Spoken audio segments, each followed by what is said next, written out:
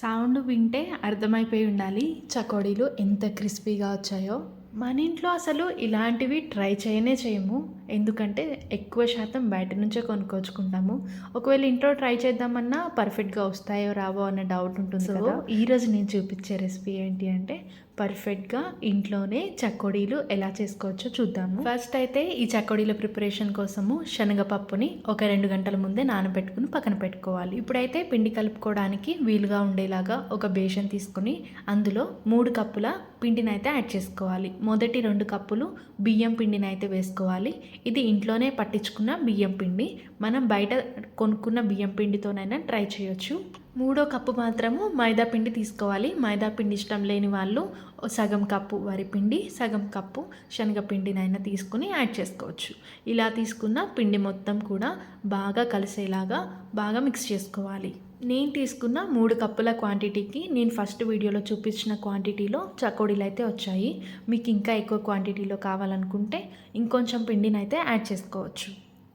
Next అయితే పిండిని ఉడికించుకోవడం కోసము ఒక పెద్ద సైజులో గిన్నెనైతే పెట్టేసుకుందాం.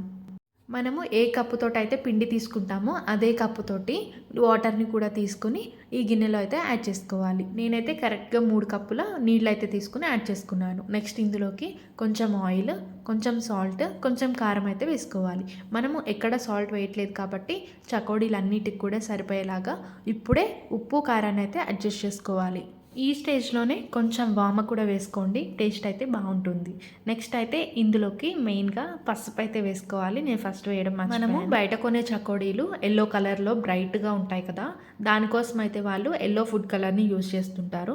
బట్ నేనైతే ఎలాంటి ఫుడ్ కలర్ని యూజ్ చేయడం లేదు. ఫుడ్ కలర్ ప్లేస్లో మనమైతే 1 టీ స్పూన్ నిండా పసుపు వేసుకుంటే మనకి సేమ్ ఆ కలర్లోనే వచ్చేస్తాయి. ఇప్పుడైతే నేను వీడియో క్లిప్లో చూపిస్తున్నట్టుగా వాటర్ అనేది చక్కగా బాయిల్ అయిపోవాలి. ఆ తర్వాత మంటని స్లో ఫ్లేమ్ మీద పెట్టుకుని మనం ఇందాక కలిపి పెట్టుకున్న పిండిని అయితే కొంచెం కొంచెంగా ఇందులో వేసుకోవాలి. ఇక్కడ మెయిన్గా గుర్తుంచుకోవాల్సింది వాటర్ అనేది బాగా బాయిల్ అవ్వాలి. ఆ తర్వాతే మనం పిండిని యాడ్ చేసుకోవాలి. మనం కలిపి పెట్టుకున్న పిండి మొత్తాన్ని కూడా ఇందులో అయితే వేసేసుకొని ఒకసారి స్పూన్ తోటి స్లోగా కలుపుకోవాలి. ఒకవేళ మీరు ఫస్ట్ టైం ప్రిపేర్ చేస్తుంటే కనుక 1 లేదా 2 కప్పుల పిండితోటి ట్రై చేసుకోండి. ఓకే, మీకు పర్ఫెక్ట్గా వస్తుంది అని అనిపించినప్పుడు, కాన్ఫిడెన్స్ అనేది బిల్డ్ అయినప్పుడు ఎక్కువ క్వాంటిటీలో అయితే వీటిని ప్రిపేర్ చేసుకోండి. సో ఇప్పుడైతే పిండి మొత్తం కూడా వాటర్లో బాగా మిక్స్ అయ్యేలాగా కలుపుకోవాలి.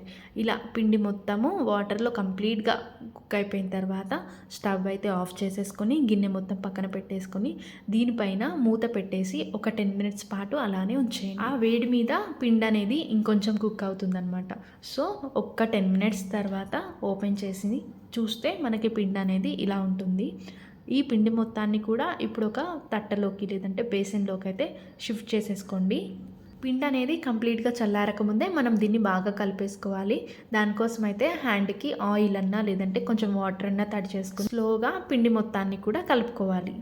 నెక్స్ట్ అయితే పిండిలో నుంచి కొంచెం పోర్షన్ని పక్కకు తీసుకుని రిమైనింగ్ పిండి మొత్తాన్ని కూడా ప్లేట్ తోటి లేదంటే క్లాత్ తోటి కవర్ చేసుకోవాలి. ఇప్పుడైతే ఒక ప్లేట్ మీద మనం తీసుకున్న పిండిని అయితే వేసుకుని ఇంకొద్దిసేపు మసాజ్ చేసుకోవాలి. పిండిలో ఎక్కడ క్రాక్స్ అనేది లేకుండా చపాతీ పిండిలాగా సాఫ్ట్గా కలుపుకోవాలి.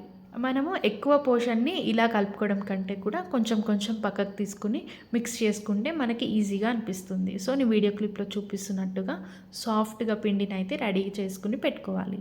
ఇప్పుడైతే మెయిన్గా చకోడీల ప్రిపరేషన్ కోసము ఆ పిండిలో నుంచి కొంచెం కొంచెం తీసుకుని చిన్న బాల్స్ లాగా ప్రిపేర్ చేసుకొని వీడియో క్లిప్లో చూపిస్తున్నట్టుగా రోల్ చేసుకోవాలి. మీరు ఫస్ట్ 1-2 చకోడీలు చేసుకునేంతసేపు కొంచెం డౌట్గా ఉంటుంది.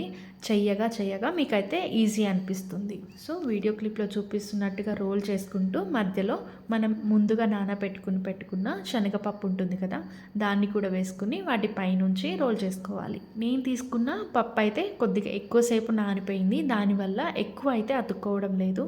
మీరు కరెక్ట్గా 2 గంటల సేపు నానబెట్టుకుంటే మనకి చకోడీలు నిండా కూడా పప్పు అయితే అతుక్కుంటుంది. మనం తీసుకున్న పిండి మొత్తంతో కూడా చకోడీలను అయితే ప్రిపేర్ చేసుకుని రెడీగా పెట్టుకోవాలి. నెక్స్ట్ అయితే ఒక ప్యాన్లో ఆయిల్ పోసుకుని ఆయిల్ కొంచెం హీట్ అయిన తర్వాత మనం ప్రిపేర్ చేసుకున్న చకోడీలన్నిటిని కూడా స్లోగా ఆయిల్లోకి అయితే డ్రాప్ చేసుకోవాలి.